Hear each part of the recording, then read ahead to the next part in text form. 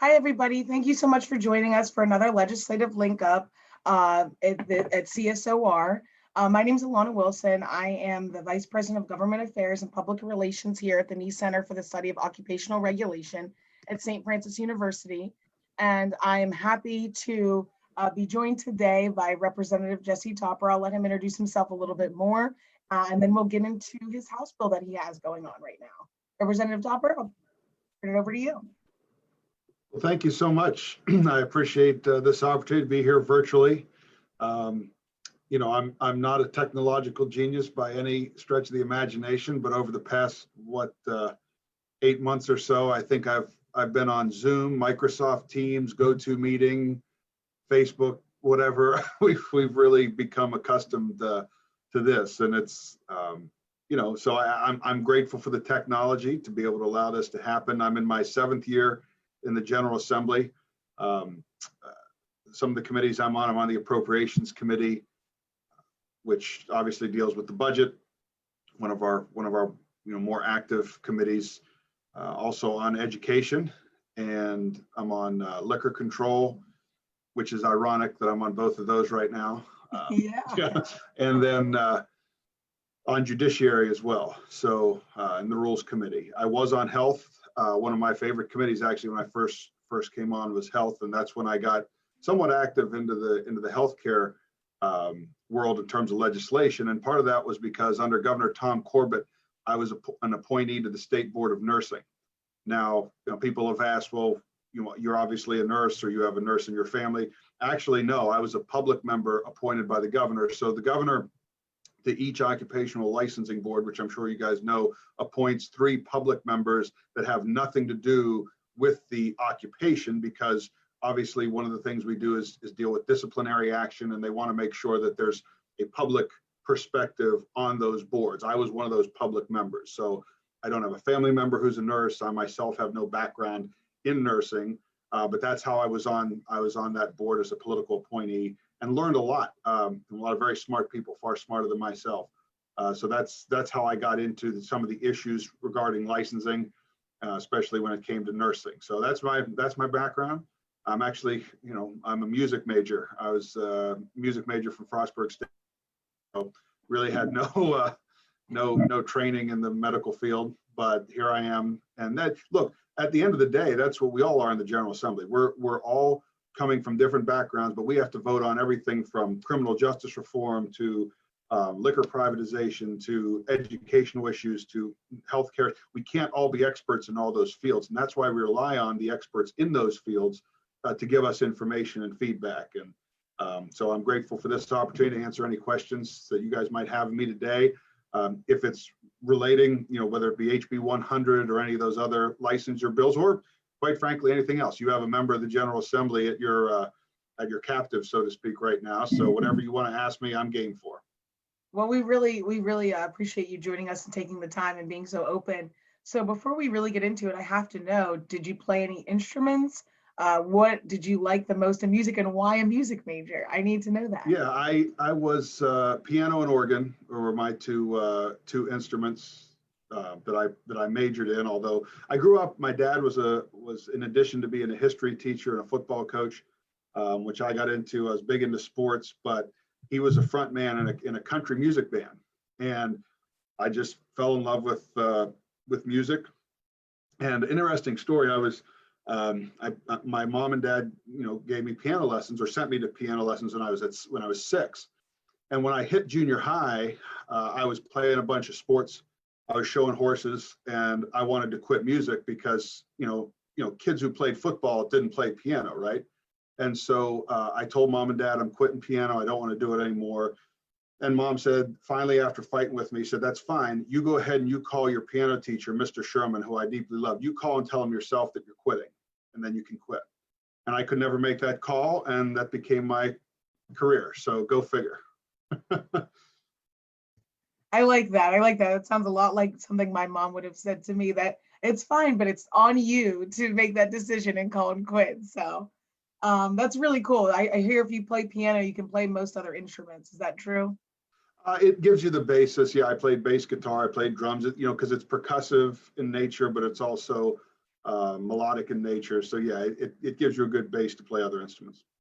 That's great. I played viola for about 13 years, so that was my go-to string instrument. So always wanted to learn how to play piano, but just never got there. So Not too late.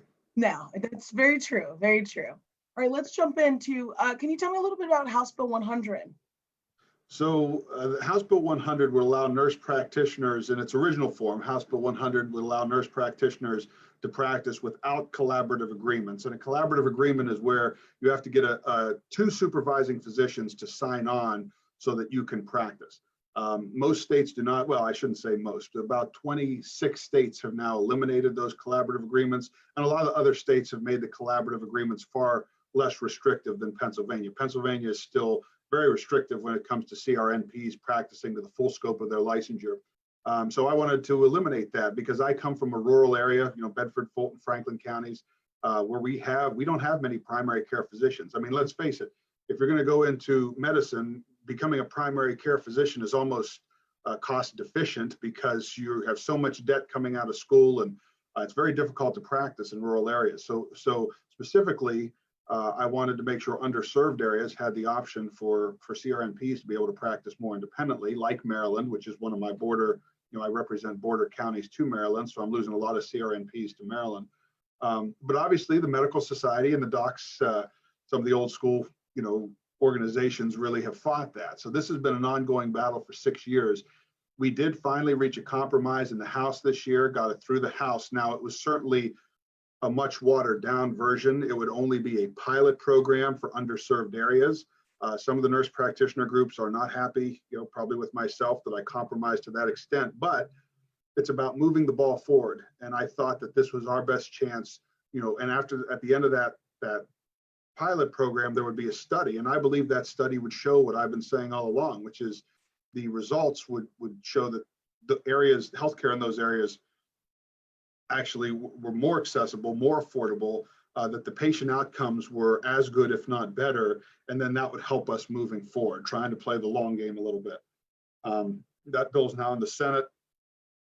Obviously, we're living in some difficult times right now, legislatively, with the election. I don't know what we're going to be able to pass when we go back down in a lame duck session next week. It might have to be put off once again till next session, but I'm going to do everything I can to make sure that at some point we get CRNPs the ability to practice. And look, through the pandemic, I think it has shown that we need less restrictive, if you want to call them barriers, towards people being able to practice in the field of medicine and practice within their scope of licensure. I'm not asking that nurse practitioners go out and do surgery, heart surgery. I'm asking that they practice to their scope, to the full scope of their licensure, and that's what I want to see happen. So that's where it's at right now. It's out of the House. Like I said, it's a compromised version. I know some NP groups are not happy with it. I know the medical society is not particularly happy with it. And usually the old saying in politics is when both sides are a little bit unhappy, you've probably reached, somewhat of an agreement that can move forward. Yeah, absolutely. I'm actually really glad that you brought that up because I was going to ask. This bill is really interesting because it's been presented into the General Assembly, but specifically the House, twice, right? So it was, from my understanding, this was actually something you started last year, and then it was sort of tabled and then brought back up. I wish I started it last year. I actually started it 3 terms ago. This has been something that's been before. It's been before the licensure now, or before the General Assembly for almost a decade. Even before me, there are folks who had this bill that brought it up. I took on that bill as well. But this has been an issue that we've been fighting about in Harrisburg for quite some time. And licensure issues are very difficult, as you have, obviously you've got 2 groups that are engaged in somewhat of a turf war, whether it be the anesthesiologists versus the nurse anesthetists, or whether it be the docs versus the CRNPs. And unfortunately, it becomes very difficult to move legislation when 2 stakeholder groups that are both very well appreciated, if you will, by members of the General Assembly don't agree on something. So this is actually the 3rd incarnation of this bill that I've introduced alone. Yeah, I like the way that you put that 3rd incarnation of it. Absolutely. I was going through the House Bill 100 and I just Wasn't sure why it was sitting for a year or two. Little did I know it was a decade of this happening. Um, so what made you become the prime sponsor and really like stick behind a bill for 3 terms? That's a long time for this bill. What made you keep going? The definition of insanity, right? Well, so my time on the nursing board when I saw some of the issues with licensing, and then when I first was elected 7 years ago, within the first month, one of my constituents, who I know very well as a nurse practitioner, came to my office and said, "Look at this issue and tell me what you think." And I looked at it and I thought, this isn't right. I mean, we're basically losing some of our great medical personnel across the border for no real good reason. And I don't accept the fact that it's, well, it's just because we've always done it this way, or, we need that. I mean, some nurses were literally financially unable to practice in this Commonwealth. And that frustrated me. And it just kind of became personal for me when I got into the battle. And I mean, I just got pounded, the docs in my district and the medical society in Harrisburg. And it's a tough, contentious issue. And every one of the chairman of the professional licensure committee, who's been the chairman of the committee that it goes to, I've now done this with 3 of them. Every one of them has been adamantly opposed to my bill. So that's why I haven't been able to get it out. The Speaker of the House, Mike Torzai, who of course is, at the time, he's not the Speaker anymore, but he's married to Dr. Torzai, his wife. So he was not a big fan of the bill either. But I just kept working on all those guys. And actually when the Speaker left, he had started to soften to that. The leader, who was the majority whip at the time, was also against it. I mean, I didn't have many people who were for it when I introduced it in the House. But so to be able to get it to this point, even with a compromise, I think has been a monumental achievement on our part.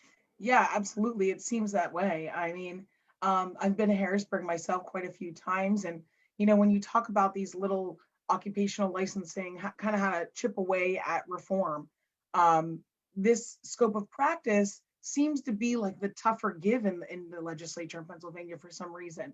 And that brings me to my next question. So some experts believe that the baseline for occupational licensing reform is the right to earn a living.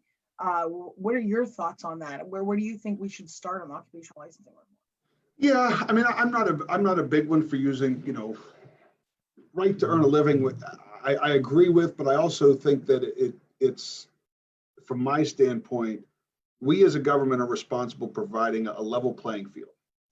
And I don't look at this, I'll be honest, I don't look at this as a scope of practice issue, because to me, they're still only allowed to practice within the scope they were trained to practice in. I'm not expanding their scope to do more. What I'm saying is they shouldn't have to get 2 different doctors to sign off on it, nor should they have to pay those doctors for the privilege of working under their collaboration.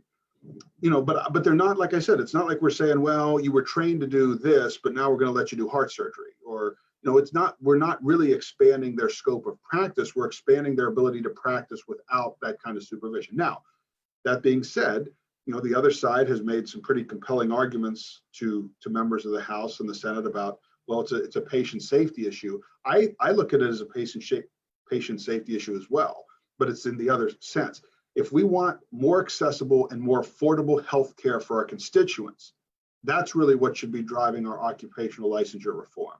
We talk about healthcare. Everybody talks about healthcare. We've seen the national debate about healthcare, but most of the time, what they're really talking about is health insurance. Who pays for it? I'm actually talking about healthcare, which is having the access to professionals who can do the job. And that's why I think this healthcare debate is far more productive than the national one about Obamacare or anything else, which is really directed about insurance. I want to talk about access to healthcare, especially in underserved areas. I really, really like that distinction. I will probably end up using it when I start talking about certain things, because I really like it. I think that you're right. I mean, everything doesn't fit in certain boxes. And while scope of practice is like the buzz term, I guess, and it's not one word, you're absolutely right. Especially, I come from a semi-rural community. I lived in, born and raised in Johnstown, Pennsylvania, but like surrounded by, Bedford County and all these other Somerset County and these very rural counties. And I would go and see how far away hospitals were from some of these hardworking Americans and Pennsylvanians. And it just seems like almost common sense legislation to me that probably should have happened a decade ago, but that's just my personal opinion on it. But I do like how you put it that way. I mean, I think that distinction is really important and something that is missed quite often, not just by the general public, but by researchers who may be watching this right now. You know, it's not the healthcare argument usually is about insurance. It's not about the actual health care for the community. So I really like how you put that. What do you think is next for Pennsylvania in their occupational licensing reform moving forward, or even for this bill? Well, we have an opportunity. The governor, through executive order, took away a lot of regulations in this state during the pandemic, both in healthcare and licensure and in other areas.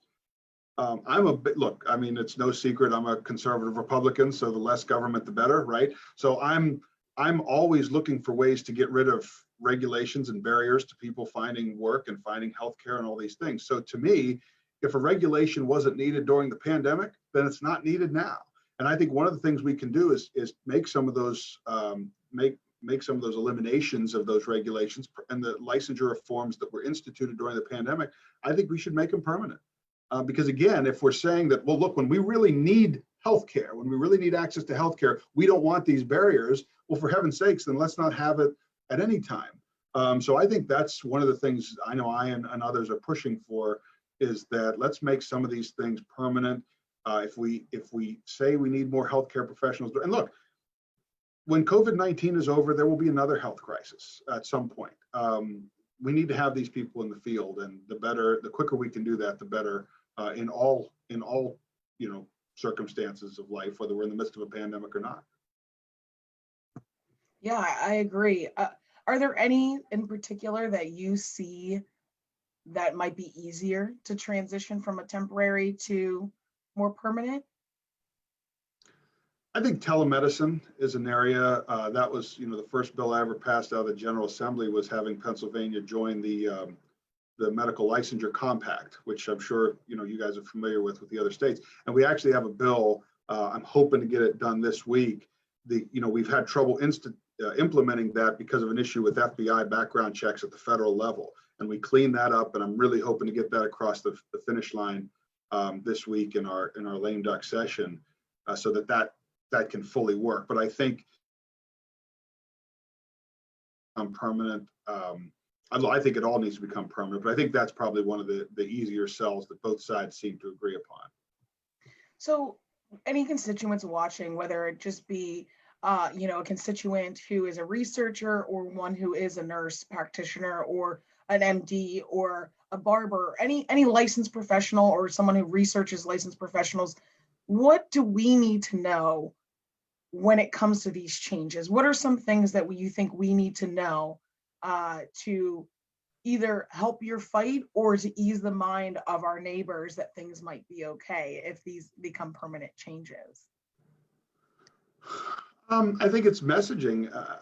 Really, again, the other side is, and I believe it's genuine. All those people I mentioned before weren't just against my bill because they didn't like Jesse Topper. I would like to think that most of them did. But they are concerned. They're like, well, what I heard all the time from my bill, and I can only speak to my bill because I know what I heard. But I think this kind of is in the realm of most occupational licensure issues is, well, if they wanted to be a doctor, they should have gone to medical school. Like, how can they practice as a doctor? They didn't go to medical school. And I'm saying, well, they're not trying to be a doctor. They're trying to be a nurse practitioner. And so I think reassuring people that nobody's trying to skirt the system. We're not trying to get people into dangerous professions easier and then have a negative impact on public health. They need to understand the training that all of these people have. And look, there are some members of my caucus, especially the House Republicans, they'd like to do away with licensure altogether. Like, why should a barber need a license? Like, go cut hair, but there is also a public safety and public health component that we need to look at and try and balance that.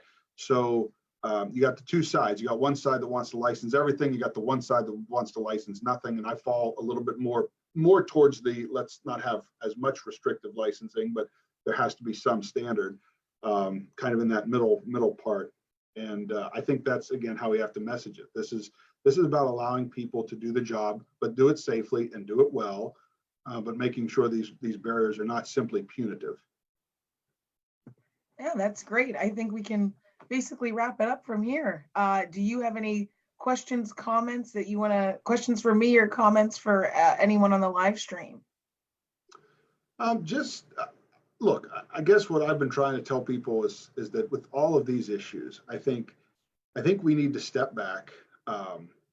I've never seen, our nation nor our Commonwealth so divided. It seems like every issue draws the most emotion, and probably in a negative way than I've ever seen before in my time. And I think we need to step back. We need to analyze things in a much more rational manner, and again, look at what's best, not look at turf wars, not look at, well, you supported this and I'm not going to talk to you. I mean, we just simply need to have a more civil, robust debate on issues that we definitely disagree with. But whether we're talking licensure or anything else, I would just like to see us take a breath and really look at what's best for our communities and not get caught up in these turf wars. And I think that comes on all. That's incumbent on me to do that. It's incumbent on everybody to do that as well, and try and come together as a community, especially during what most of us will say I think is the most challenging year that any of us have ever experienced.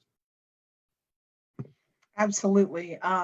Wise words, good calm words, and leadership words coming from Representative Topper here. How can constituents or interested parties keep up with you? Do you have social media pages? Do you have newsletters? I do. I thank God for my staff, but thanks to them, I have a Facebook page. I think Instagram, is that the one with the pictures? So It is. my one of my staffers takes care of a lot of that. But I have a website which is reptopper.com, and from there you can find Facebook, you can find Instagram, social media stuff, and then you can also sign up for a weekly newsletter that I send out that has updates, including a lot of stuff on HB 100. So yeah, I'm out there in the social media world. And look, one thing I always pride myself, if you email me or you call me with a personal email, I will get back to you in that way, whether it be email or call. If you send me a one of those chain things that like just everybody signs on and says the same thing, I don't respond to all of those. Those usually go in the delete column. But if you take the time to personally contact me, I'll take the time to personally contact you as well.